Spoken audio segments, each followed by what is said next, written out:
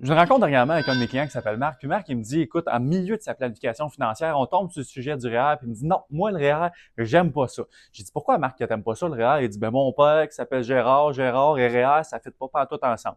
Pourquoi? Il dit, ben, lui, c'est pas compliqué. Il est à la retraite en ce moment. Puis quand il décaisse son REER, il y a de l'impôt à payer.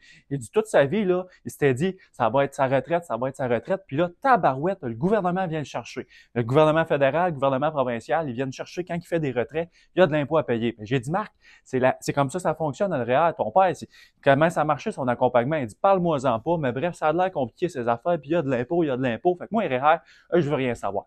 Fait qu'on commence à rentrer dans sa planification financière, puis Marc, c'est quelqu'un qui gagne 120 000 par année.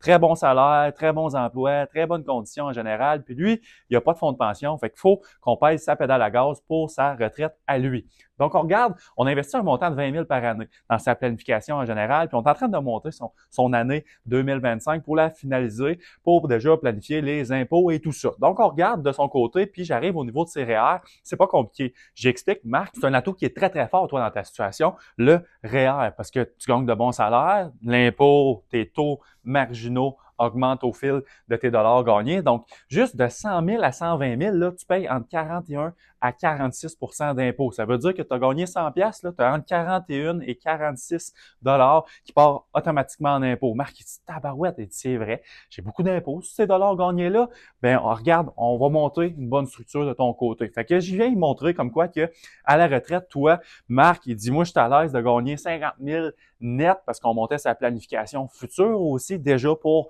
l'encadrer, pour savoir exactement où est-ce qu'il s'enlignait. Donc, il voulait 50 000 net par année. Parce qu'il dit, moi, j'aurai plus d'enfants à la maison, j'aurai plus d'hypothèque, on va commencer à en profiter un petit peu, mais différemment. Fait que toutes nos obligations actuelles, nos dettes, etc., tout va être payé. Donc, on a besoin de 50 000 net par année. J'ai dit, parfait, mon Marc. Fait que dans le fond, on regarde ta situation plus en détail. Ton taux d'impôt va tourner dans les alentours de 26 à 36 %. Donc, approximativement, selon comment tu vas avoir gagné cette année-là. Fait qu'on regarde de son côté, son 20 000, si on le met en REER actuellement, puis qu'on crée une petite stratégie là, fiscale autour de ça, 20 000, on le met dans le REER, il va avoir un retour de 8 141 $. Avec ce 8 141 $-là, on ne part pas en vacances, Marc. C'est ça que j'ai dit. J'ai dit, on ne part pas en vacances. Ce qu'on va faire, on va aller le réinvestir au travers de ton CELI. Donc, dans son cas à lui, lors de ses retraits, à la retraite, on approximatif, là, 30 % d'impôt. Est-ce que ça va être un petit peu plus ou un petit peu moins? Pour les fins de l'exemple qu'on est en train de tourner en ce moment, on va dire que c'est 30 % d'impôt. Donc, 30 % d'impôt qui dit 6 000 $. Mais 6 000 $ qui va redonner tantôt sur le même 20 000 qu'il va avoir mis finalement dans son REER. Fait que là, il dit, tabarouette, il dit, mon père, il avait raison. Gérard, il a raison. J'ai de l'impôt à payer tout à l'heure. Moi, c'est où que ça m'avantage réellement, cette stratégie-là? Donc là, on descend plus loin. Son 8 141 $ investi dans le CELI parce qu'on le prend. On ne part pas en voyage, on va l'investir dans le compte d'épargne libre d'impôt pour générer un rendement qui va être non imposable et non imposable lors du retrait.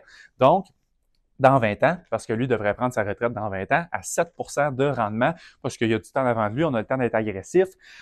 C'est 31 503 $ que ça va valoir à sa retraite. Donc oui, il va bien repayer un 6 000 $ d'impôt à quelque part, là, mais Marc, ça vaut-tu la peine de créer des dizaines de milliers de dollars avec ton retour d'impôt que tantôt tu leur donneras, mais tu vas les garder, toi, tes dizaines de milliers de dollars-là. Puis c'est là qu'il a compris la puissance d'une bonne planification financière, puis qu'il s'était dit, c'est important. Finalement, le REER dans une bonne planification quand on gagne des bons revenus.